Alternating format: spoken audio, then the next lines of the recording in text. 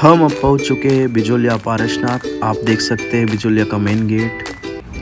हम गाड़ी बाहर पार्क करके अंदर की तरफ आए। यहाँ अंदर भी पार्किंग की व्यवस्था है और ये पूरा परिसर अतिशय क्षेत्र बिजोलिया पारसनाथ।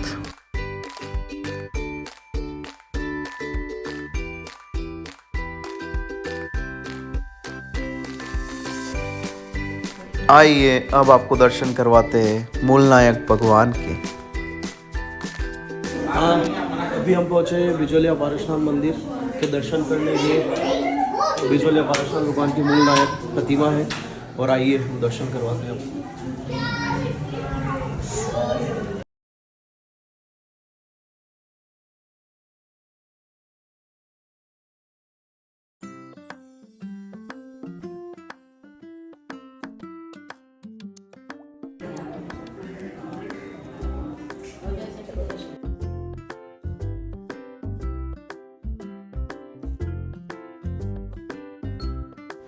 आइए अब आपको दिखाते हैं मंदिर परिसर में स्थित कुंड।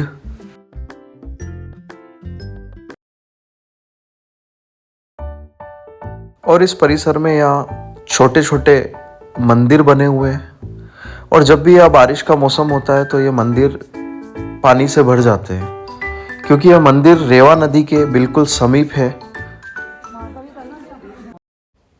आइए अब दर्शन करते हैं भगवान पारसनाथ के और उनके 10 गणधर के।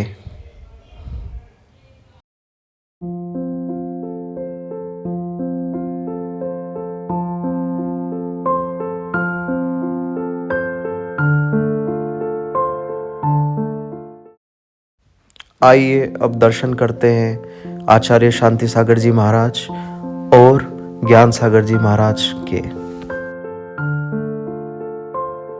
और अब आप दर्शन कीजिए अति प्राचीन पत्थरों में जड़ित मूर्तियां जिनके आप दर्शन करके पुण्य संचय कर सकते हैं।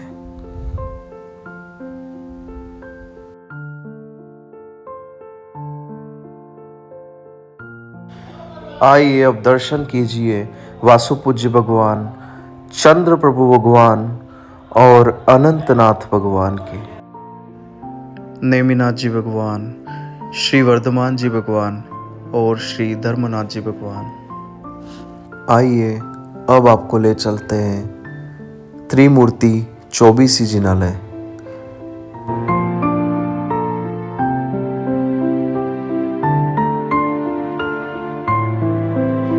आइए अब 24 भगवान के दर्शन करके पुण्य संचय करते हैं।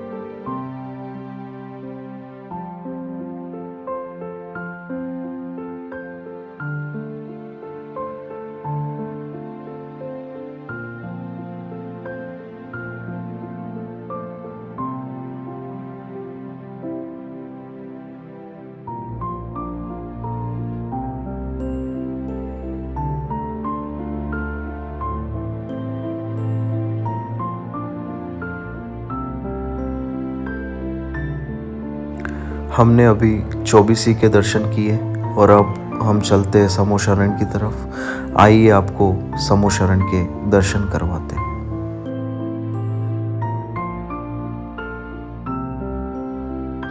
बहुत ही प्यारा समूहशरण यहाँ बनाया हुआ है। आप दर्शन करके धर्म लाभ लेवे।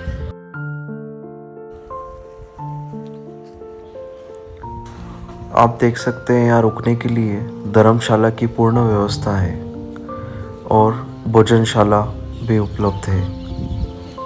और ये स्थान इतिहास की दृष्टि से बहुत ही महत्वपूर्ण स्थान रखता है। आइए अब चलते हैं प्राचीन शिलालेख की तरफ।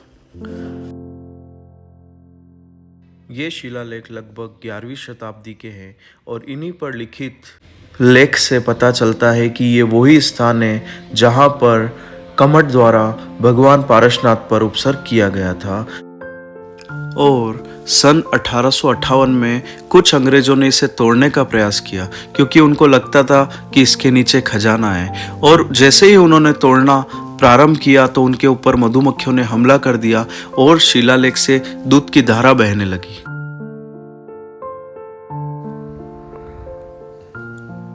आइए अब चलते हैं हम उस जगह जहाँ पे भगवान पारसनाथ को केवल ज्ञान की प्राप्ति हुई थी, रेवा नदी के तट के समीप। ये वही नदी है जहाँ पे कमठ के उपसर्ग के पश्चात पारसनाथ भगवान को केवल ज्ञान की प्राप्ति हुई।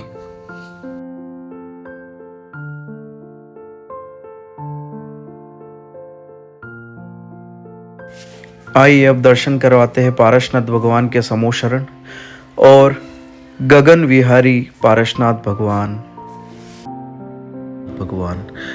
देखिए कितना सुंदर नज़ारा है। और ये वही स्थान है जहाँ पे कमठ द्वारा उपसर्ग किया गया था और तत्पश्चात भगवान पारसनाथ को केवल ज्ञान की प्राप्ति हुई थी।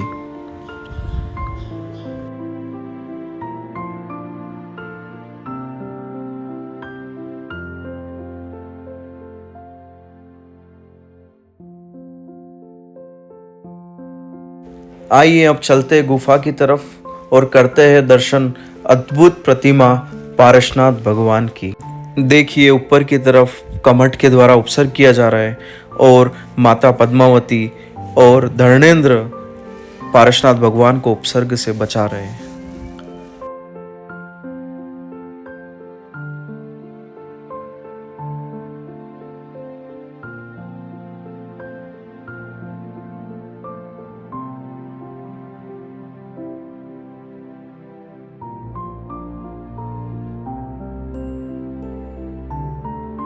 अब दर्शन कीजिए भगवान पारसनाथ के चरण चिन्ह के।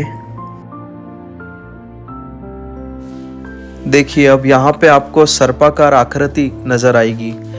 ऐसा कहा जाता है ये आकृति धर्मेंद्र और पद्मावती के निशान है।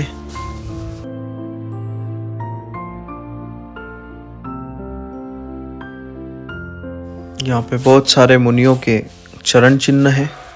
आप दर्शन करके पुण्य लाभ ले सकते। ये परिसर में स्थित धर्मशाला और अब हम जा रहे हैं यही स्थित पंचमुखी मंदिर की तरफ। आइए आपको मंदिर के दर्शन कराते हैं। ये मंदिर अभी बन रहा है।